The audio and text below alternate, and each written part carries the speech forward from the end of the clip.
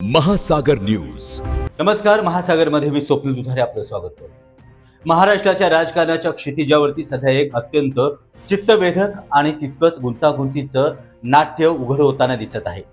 राजकारणातील पडद्यामागच्या हालचाली आणि राजकीय गणितांची जुळवाजुळव पाहता पुन्हा एकदा राज्यातील राजकीय वातावरण ढवळून निघालं आहे. कधी काळी दोन भिन्न टोकांवरती असणारे राष्ट्रवादीचे दोन प्रवाह पुन्हा एकदा एकाच पात्रात सामावणार असण्याची चर्चा आता सुरू झाली आहे. अजित पवार यांच्या निधनानंतर ज्या राष्ट्रवादीच्या एकीकरणाच्या आशा धुसर झाल्या होत्या त्याच आशांना आता पुन्हा एकदा नवी पालवी फुटताना दिसत आहे. शरद पवार यांच्या नेतृत्वाखालील राष्ट्रवादी काँग्रेसचे प्रदेशाध्यक्ष जयंत पाटील यांच्या भारतीय राजकीय भेटीगाठी सध्या अनेकांच्या भुवया उंचावत आहेत. एकीकडे सत्तेच्या केंद्रस्थानी असणारे एकनाथ शिंदे आणि देवेंद्र फडणवीस यांच्याशी त्यांचे वारंवार होणारे संवाद हे केवळ औपचारिक आहेत की त्यामागे काही मोठं राजकीय समीकरण शिजत आहे, यावर तर्कवितर्काचा कहर माजला आहे. राजकीय विश्लेषक आणि सत्ताधारी पक्षातील नेते रवी राणा यांनी तर थेट दावा करत या चर्चेला अधिकच थार दिली आहे. येत्या 15 दिवसात दोन्ही राष्ट्रवादी एकत्र येण्याचे संकेत देत असतानाच केंद्रात सुप्रिया सुळे यांच्या मंत्रिपदाची आणि राज्यात सुनित्राताई यांच्या सक्रिय भूमिकेची चर्चा आता उघडपणे दिसू लागली आहे. येणाऱ्या 15 दिवसामध्ये सुमित्रा वहिनी आणि सन्माननीय शरदचंद्र पवार साहेब हे दोन्ही पक्ष एकत्र येतील.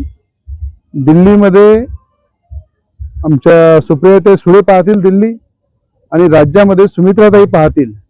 आणि पुढची भविष्यवाणी सुद्धा सांगतो, केंद्रामध्ये सुप्रियाताई मंत्री बनतील आणि राज्य पूर्ण सांभाळण्याची जबाबदारी सुमित्रा पवार यांच्याकडे राहील.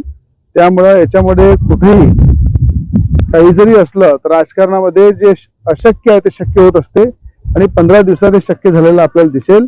या राजकीय समीकरणाच्या पटलावरती जयंत पाटील यांचं नाव अर्थमंत्री पदासाठी पुन्हा एकदा चर्चेत आलं आहे, ज्यामुळे राज्याच्या राजकारणात एक मोठं स्थित्यंतर होण्याची चिन्ह दिसत आहे. शरद पवार यांच्या विचारांचे पाईक आणि अजित पवार यांच्या नेतृत्वाचा वारसा जपणाऱ्या गटांचे मनोमिलन हे केवळ महाराष्ट्राच्या राजकारणालाच नव्हे तर आगामी निवडणुकीच्या पार्श्वभूमीवरती देशाच्या राजकारणाला देखील वेगळी दिशा देणारं ठरू शकतं. तथापि राजकारणाच्या या विळख्यात नेमकं काय घडणार आणि सत्ता सागरातील हे बदल कोणत्या बाजूने झुकणार हे पाहणं औत्सुक्याचं ठरणार आहे. पडद्यामागील हे खलबते आता कोणत्या दिशेने वाटचाल करतात आणि भविष्यातील राजकीय पट कसा मांडला जातो याकडे संपूर्ण राज्याचं लक्ष लागलं आहे.